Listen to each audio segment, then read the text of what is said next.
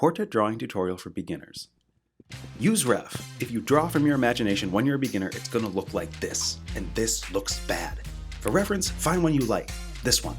Break it down to big, simple shapes. Circle, square, triangle, miscellaneous. I don't even know what to call this shape. Configure the proportions. This is as big as 3 of these. This is like 50 of these? Oh god, I'm so lost. Undersketch.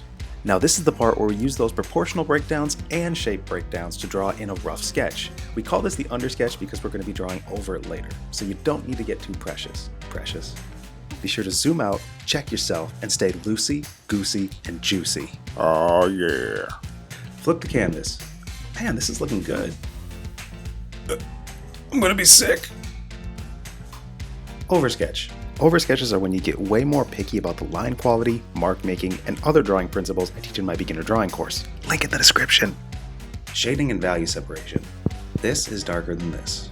This is lighter than this. This is close to this. Separate the darks and the lights. Draw like a racist. No edge work. Even if you think you're some sort of edgelord, we want flat transitions for light and shadow separation. Keep everything darker in the shadow family and everything lighter in the light family. And soft edges make this harder. Okay, you can smudge now. Oh my god. You really went overboard, didn't you? I guess that's why they make Control-Z. Okay, now you're free to add color using whatever means you like. I use a mixture of gradient maps, selective color adjustments, and layer blend modes. This part really isn't for beginners, but I still recommend trying it out.